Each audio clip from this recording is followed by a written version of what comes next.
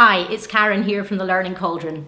Obviously, when you're learning a foreign language, the best way is to live in the country where that language is spoken. However, that's not always possible. So another way to do so is to try and immerse yourself in that language, even though you're still living at home in England, Scotland, or wherever. And there are various ways. For example, films. Nowadays, with the internet, it's so easy to download, legally of course, French, German, or Spanish films. Or you could buy yourself a DVD if you happen to be there on holiday, or order it on Amazon. TV programs, there are plenty of those at the moment where it's actually filmed in a foreign language and you get subtitles in English. Or you may find that you have a DVD at home which is in English but has foreign subtitles. Any of these ways of exposing yourself to foreign language are helpful. And another way, if you're a bit younger and you don't want to be looking at a screen all the time, is to play games in a foreign language. For example, here are a few that I had when my children were younger. Here's a German one, Deutsch spielend lernen, learn as you play. A French one, Race to the Ferry, which was great for getting basic vocabulary on board. See what I did there, ferry, on board. And then here, Lotto, English and French Lotto.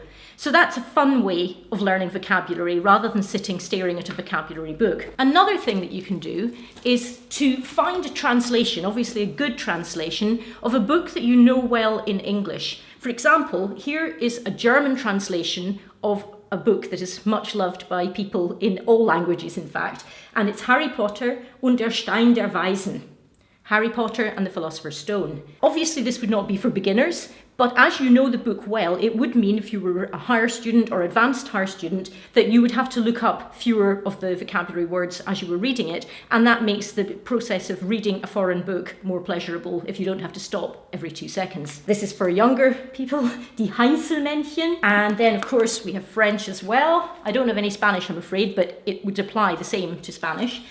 Asterix and Tintin. So we've got two much loved French characters there, and because of the fact that you have got pictures, that obviously makes it easier to understand even if there are a few words that you didn't know. You could pick up a French magazine. This one is Science et Avenir, Science and Future, or this is a junior science magazine, and of course the vocabulary would therefore be slightly easier because it's written for French children, and that might mean that you would be able to read it more easily if you were a teenager whose native tongue was not French. If you're feeling a bit more adventurous, and particularly if you were doing advanced higher or A-level, then you might want to get yourself a copy of Le Monde Diplomatique or Le Canard Enchaîné, which is an amusing one to read. That is probably the main ways of immersing yourself in language without actually being in the country, but there are some fun ways as well, and one of those would be, for example, I've got here a couple of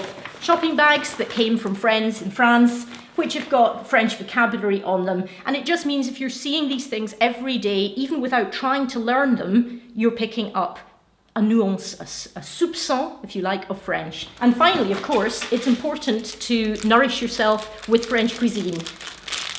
And here we have a packet of French sweets that I picked up on holiday.